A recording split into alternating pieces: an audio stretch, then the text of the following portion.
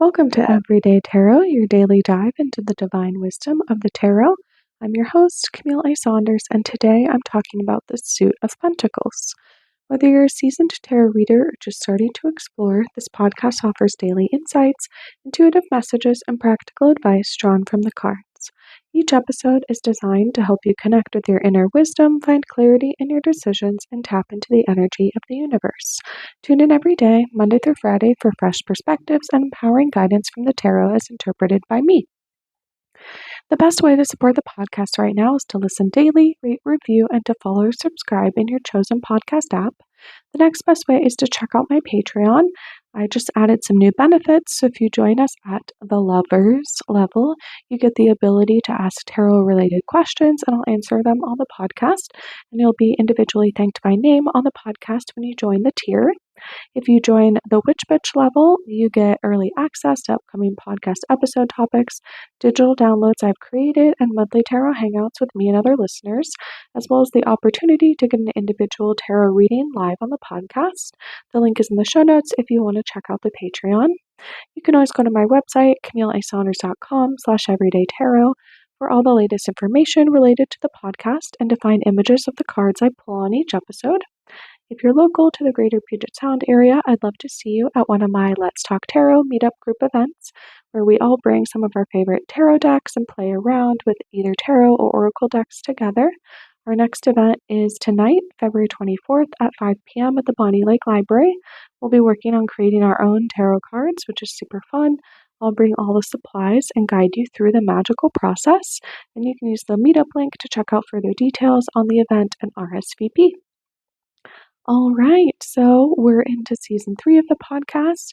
The first season, I introduced tarot through talking about oracle versus tarot cards, myths of tarot, how to find a deck, reading for yourself versus others, and much more.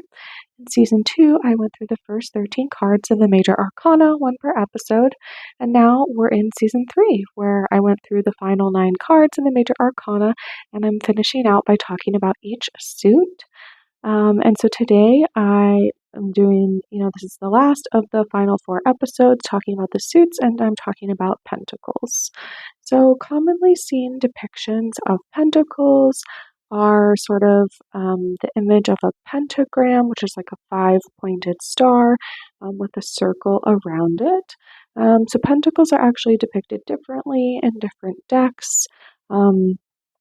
And the image I have on my website for the podcast episode for today is going to show 4 different decks and how they portray them. So I'll have the same card, the 3 of Pentacles, on 4 decks, and then for each of those decks, I'll also show an alternative card or like another card with the deck that are different. But I wanted to show you like the 3 of Pentacles across 4 different decks because it's very interesting. So historically, pentacles sometimes are called spirals or coins. It just depends on the deck as to how they portray them, and even when they're called pentacles, right? Like pentacle is not usually a word we use super often, at least now in day-to-day life. Again, it's sort of indicating the pentagram, which is like the 5-sided star, and then with this sort of circle around it, which does sort of make it look like a coin. Sometimes they look more or less like coins in a deck. Like I said, I do have a deck, the Therapist Who Tarot deck, who fully uses spirals instead of pentacles, as I believe they're more of, right, so pentacles are associated with earth sign, and spirals would be sort of a more natural depiction of something that's like a pentagram, so like something that would occur in nature is what I think of. And then also, sometimes they are called coins. I don't have any decks that call them coins, but some of the depictions in some of the decks, I would say, look more or less like coins. Even in one of the decks so the Sacerdotito Tarot deck, the 7 of Pentacles is actually indicated by like 5 petaled flowers in that one. And then the 3 of Pentacles in that same deck looks more like the traditional depiction, which is a 5-pointed star inside of a circle. In the Goddess of Love Tarot deck, Gabriella Herstick, depicts the pentacles similarly, but uses the 7 pointed star instead of the 5 pointed star. And the 7 pointed star is found in the Kabbalistic tradition, where I believe it represents Venus and the power of love, which again makes sense for the Goddess of Love tarot deck. So just a slightly different depiction there of pentacles. And then in the Anima Mundi deck, it depicts the pentacles as earthy creatures. So I know like the 4 of pentacles in that deck shows a raccoon sort of like holding on to some of the pentacles as if it's like a plate or food, it's like stealing from something.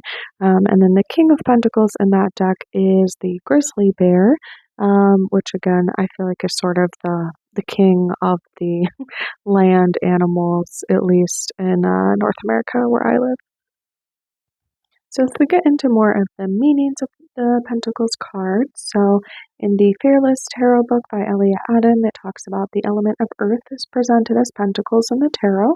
Pentacles have also been called coins and are often linked to issues of money, finances, stability, prosperity, jobs, security, wealth, instability, manifestation, poverty, caution, and real-world practical action.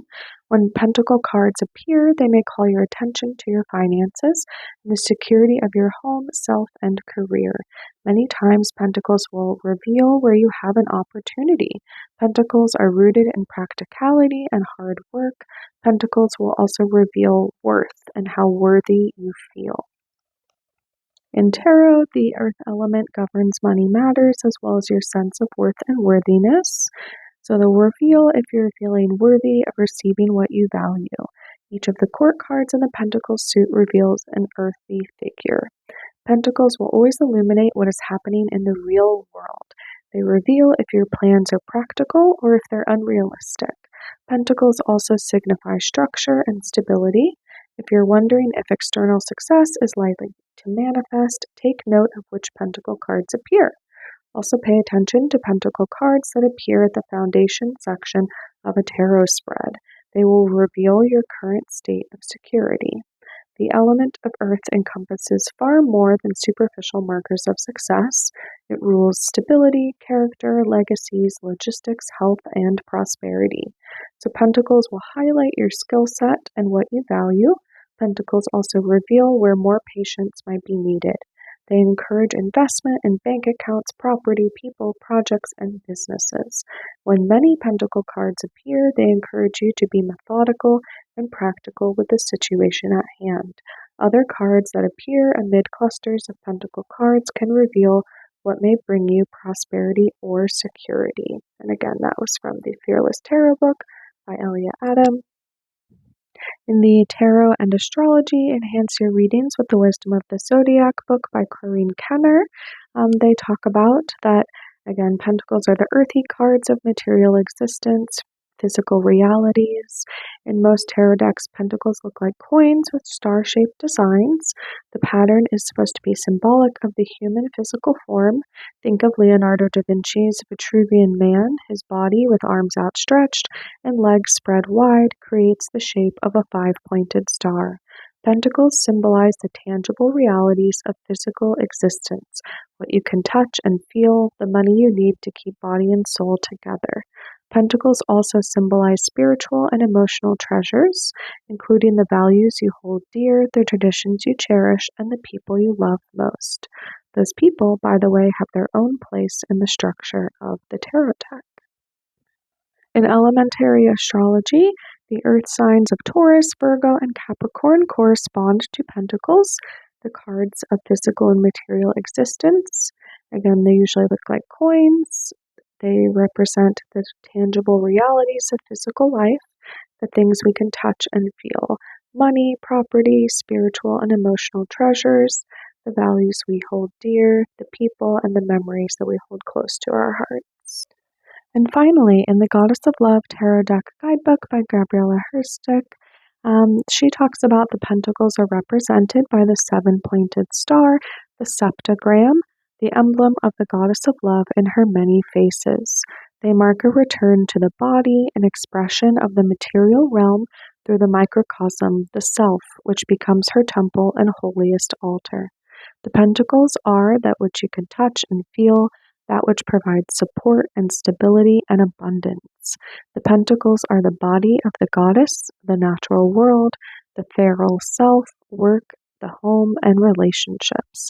In this deck, she talks about that pentacles represent body magic and embodiment, practices that bring you back to the joys and pleasures of the flesh. It makes me think of somatic exercises. They celebrate the physicality of being human, the importance of sacred spaces to return to, and the power of the body as a conduit for love. All right, let's dive in and see what the cards have to say today. And as I pull a card, I'm going to be thinking about what do we need to think about in the material realm? What questions or themes come up around our material abundance or lack or finances, worthiness, and what can we learn right now? All right, so I'm going to pull from the Goddess of Love Tarot deck by Gabriella Herstick, and I pulled the Five of Cups. The astrological correspondence for this card is Mars in Scorpio. And when I look at the card, it looks a little dramatic or emotional. And again, cups are, right, the wateriness, the emotions, the feelings that come up, so that makes sense. But it has like an anatomical correct heart with a sword stabbed through it, and then there's five cups kind of floating around it, pink roses, pearls, and in the background, the sort of like eye of the hurricane, like the radar image that you'll see if you like watch the Weather Channel when a hurricane is coming, the like spiral that it creates. So this is the Five of Cups again, and it says one of the paradoxes of existence is that to feel the depths of love, you must be willing to face the depths of heartache and pain. In the Five of Cups, the energy of loss hangs heavy, and heartbreak seems imminent if it's not already putting on a show. This is a time of nostalgia, of longing for what's been, of thinking of the pain over and over again, of digging the knife into the wound. It's imperative to recognize the pain you're leaving behind, but you shouldn't sink into emotional masochism or excuse distressing behaviors. Instead, we should be open to your eyes to the way you're causing yourself to suffer. Witness the pain and name it so you can release it, take what it's teaching you, and move on. Remember that the underworld experience of heartache you're experiencing reflects the amount of love you have in your heart.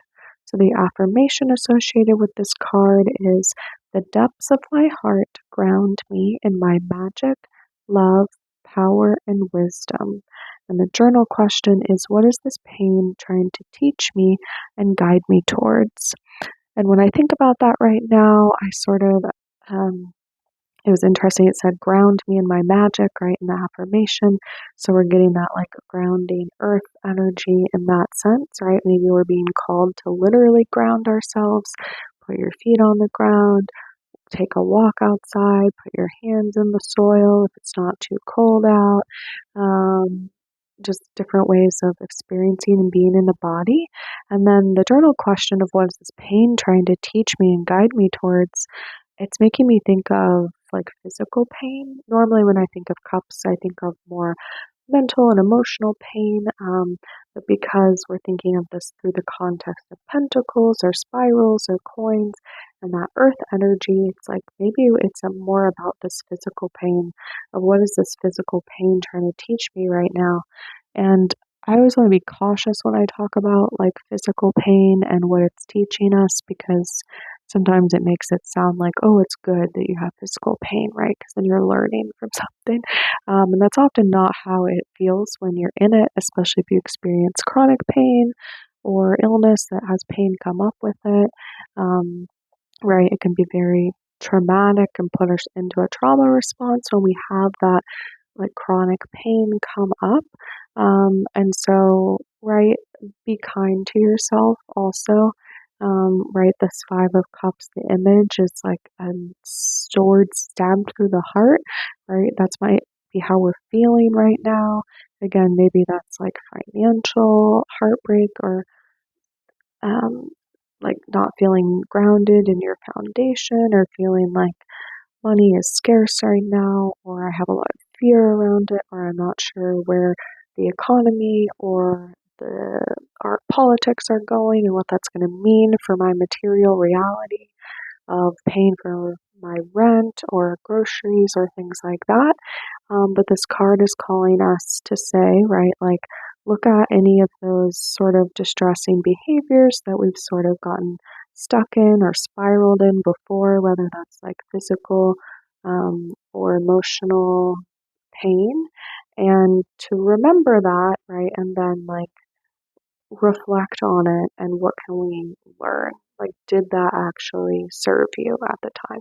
Did it help to spiral into that way? And then, right, maybe grounding yourself or finding support through friends or family or again nature through in the physical realm of how to handle, right, the heartbreak if it does come up, or how to handle the struggle in times of need, right? Looking to community, creating community, being a villager in the village of being in relation to people and being able to help others in our local community, in our friend circles, with those we love. All right, so thanks for taking take going on that journey with me. Of seeing kind of where I think that card is leading us. So links for the tarot decks I talk about will always be in the show notes and on my website if you'd like to look at them or find where to purchase them. And thanks for joining me today on Everyday Tarot. Just as a reminder, the podcast comes out daily, Monday through Friday for all of 2025. And this is the wrap up to season 3. And coming up next season, I will be talking about tarot in pop culture and delving into different shows, games, movies, all sorts of things where tarot is depicted, and kind of looking at how do they depict it? Do I feel like it's accurate? What does it give the public the perceptions of tarot are, and all types of things. All right, so hopefully I will see you next season. See you then. Bye bye.